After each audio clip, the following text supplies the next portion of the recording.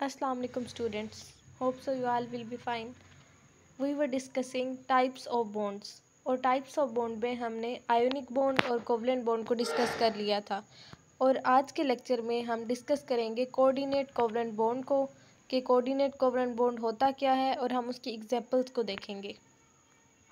Coordinate covalent bond को हम dative covalent bond भी बोलते हैं। तो यहाँ पे इन्होंने यही लिखा है कि कोऑर्डिनेट कोवलेंट बॉन्ड और dative covalent bonding is a type of covalent bonding in which the bond pair of electrons is donated by one bonded atom only. यहाँ पे ये बात कर रहे हैं कि जब कोऑर्डिनेट कोवलेंट बॉन्ड बनता है या डेटिव कोवलेंट बॉन्डिंग होती है तो जो दो एटम्स बॉन्डिंग में पार्टिसिपेट कर रहे हैं तो जो इलेक्ट्रॉन का पेयर है, जो बॉन्ड पेयर है, वो दोनों एटम्स एक एक इलेक्ट्रॉन नहीं दे रहे होते बल्कि उन दो एटम्स में से सिर्फ एक एटम वो पूरा शेयर्ड पेयर ऑफ इलेक्ट्रॉन दे रहा होता है और जो दूसरा एटम होता है वो उसको रिसीव कर रहा होता है।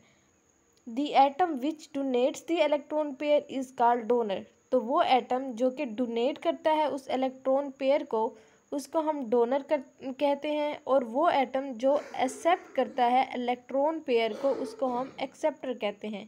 अ small arrow is usually use to indicate the atom and pair of electron being donated. एक स्मॉल एरो होता है इस तरह का जिसको यूज़ किया जाता है to show that it is a coordinate covalent bond instead of covalent bond. तो जो ये एरो होता है उसका हेड जो होता है, हेड हमारे पास एरो का ये है, ये जो हेड होता है इसकी जो डायरेक्शन होती है वो टुवर्ड्स द एक्सेप्टर एटम होती है। जो डोनेट करने वाला होता है, फॉर एग्जाम्पल हम डी से डिनोट कर देते हैं, जो डोनेट करने वाला एटम है उसके पास एक लोन पेयर होता है जो वो अपने साथ वाले एटम को जिसके साथ वो कोवलेंट बॉन्डिंग कर रहा है उसके साथ वो शेयर करता है, जबकि वो जो एक्सेप्टर होता है उसके पास इलेक्ट्रॉन्स नहीं होते इतने, वो डेफिशिएंट होता है इलेक्ट्रॉन्स में। अब हम इसकी एग्जांपल्स को देखेंगे तो आपको ये बात क्लेरिफाई हो जाएगी। The non bonded electron pair available on an atom like one available on nitrogen in ammonia.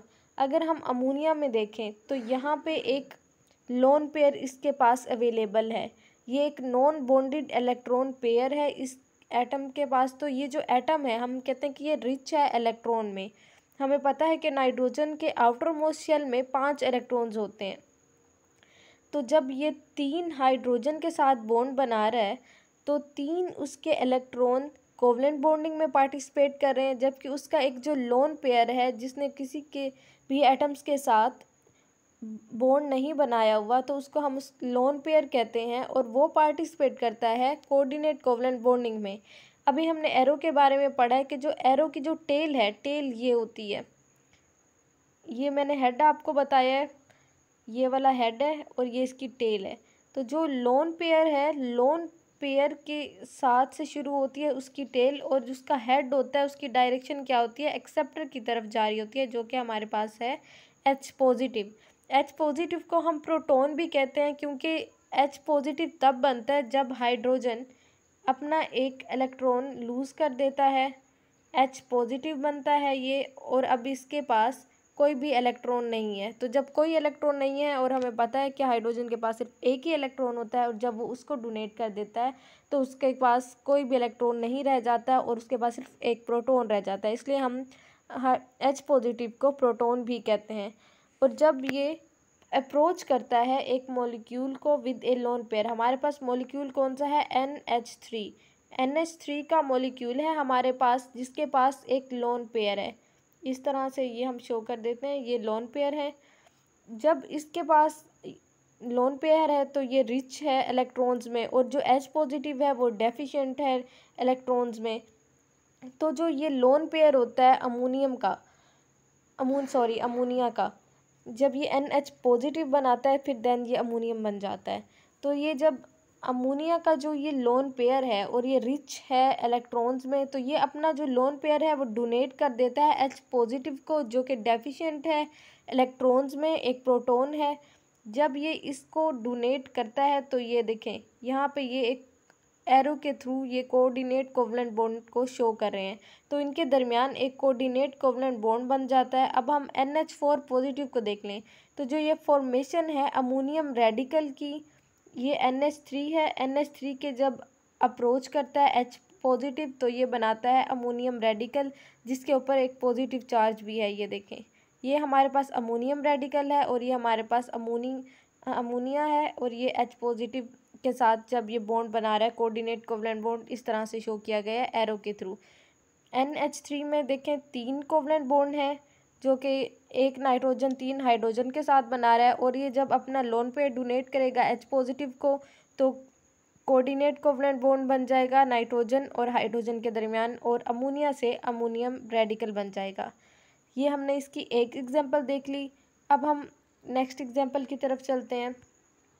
Next example दी हुई है NH3 की एंड BF3 की।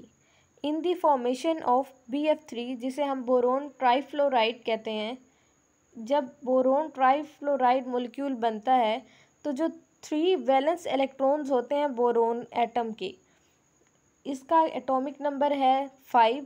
1s2 जो हमारे पास पहला शेल है, पहले शेल को हम बॉन्डिंग में कंसीडर नहीं करते, तो हम देखते हैं कि 3 इसके आउटर शेल में इलेक्ट्रॉन्स हैं बोरोन के, जो कि वो कोवलेंट बॉन्डिंग में पार्टिसिपेट करवाता है और 3 फ्लोरीन के साथ बॉन्ड बनाता है। ये देखें, जब BF3 मॉलिक्यूल बनता है तो जो 3 वैलेंस इलेक्ट्रॉन्स होते हैं बोरोन एटम के, वो पेयर अप हो जाते हैं 3 इलेक्ट्रॉन्स के साथ। हर एक इलेक्ट्रॉन जो होता है बोरोन का, वो हर एक फ्लोरीन के एटम के इलेक्ट्रॉन के साथ, वैलेंस इलेक्ट्रॉन्स के साथ बॉन्ड बनाता है। यहाँ पे देखें, ये BF3 में शो कर रहे हैं। बोरोन के 3 इलेक्ट्रॉन्स को शो किया गया डॉट की थ्रू। ये देखें, लिव स्ट्रक्चर के थ्रू इन्होंने दिखाया कि ये बोरोन के 3 इलेक्ट्रॉन हैं, और फ्लोरीन के देखें, फ्लोरीन के आउटर मोस्ट शेल में 7 इलेक्ट्रॉन्स होते हैं और वो एक अपना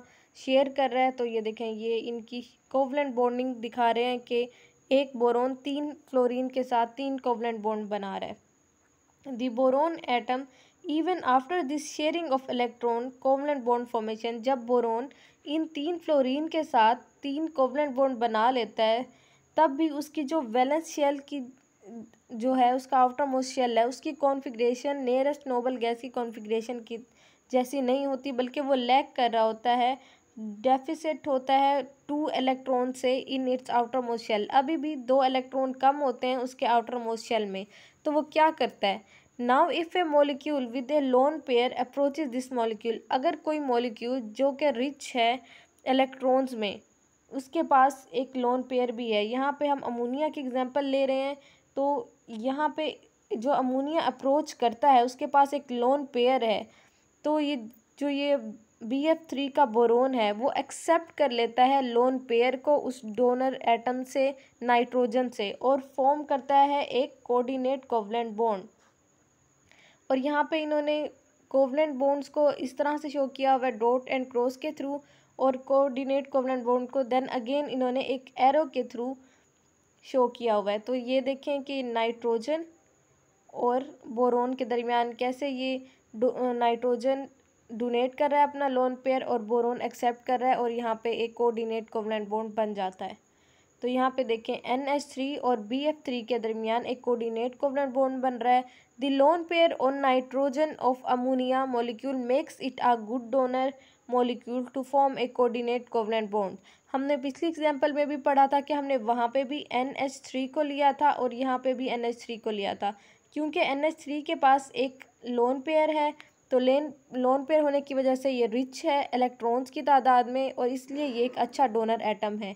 और वहाँ पे हमने देखा था कि H पॉजिटिव जो था वो डेफिसिट होता है इलेक्ट्रॉन्स में, इसलिए वो एक अच्छा एक्सेप्टर होता है। तो जब एक अच्छा एक्सेप्टर एक अच्छे डोनर को अप्रोच करता है, तो वो जो डोनर एटम होता है वो अपना लोन पेयर उसको डोनेट करता है। अब इस तरह की कोऑर्डिनेट कोवलेंट बॉन्डिंग या डेटिव कोवलेंट बॉन्डिंग में आप ये देखेंगे कि यहाँ इस शेयरिंग में जो पूरा का पूरा जो पेयर है वो सिर्फ एक ही इलेक्ट्रॉन दे रहा है। अब यहाँ पे देखें, नाइट्रोजन दे रहा है अमोनिया में से, वो हाइड्रोजन के साथ जब कोऑर्डिनेट कोवलेंट बॉन्डिंग कर रहा है अमोनिया से अमोनियम रेडिकल में कन्वर्ट हो रहा है, और इसी तरह से जब वो NH3 से BF3 के साथ एक कोऑर्डिनेट कोवलेंट बॉन्ड बना के इस तरह का एडेक्ट बना रहा है, ये देखें। So that was all about today's lecture. Hope so आपको ये बात क्लियर हो गई होगी कि कोऑर्डिनेट कोवलेंट बॉन्ड में और कोवलेंट बॉन्ड में क्या फ़र्क है। कोवलेंट बॉन्ड में जो दो इलेक्ट्रॉन होते हैं वो हर एटम एक एक इलेक्ट्रॉन शेयर कर रहा होता है दूसरे एटम के साथ, और इस तरह से वो अपनी जो कॉन्फ़िगरेशन है वो स्टेबल कॉन्फ़िगरेशन अचीव कर रहे होते हैं। जबकि यहाँ पे कोऑर्डिनेट कोवलेंट बॉन्डिंग में हम कोऑर्डिनेट कोवलेंट बॉन्ड को शो करने के लिए एक एरो की हेल्प से शो करते हैं, और हम दिखाते हैं कि कैसे एक एक्सेप्टर से डोनर एक एक्सेप्टर जो होता है वो डोनर से लोन पेयर ले रहा होता है। Hope so you got the idea. और हम अपने नेक्स्ट लेक्चर में हमारे लास्ट टाइप के बारे में पढ़ेंगे, लास्ट टाइप ऑफ बॉन्ड के बारे में, जो कि होगा metallic bond. That was all about today's lecture. Thank you for listening it, like it, subscribe it if you like it. Okay, Allah Hafiz.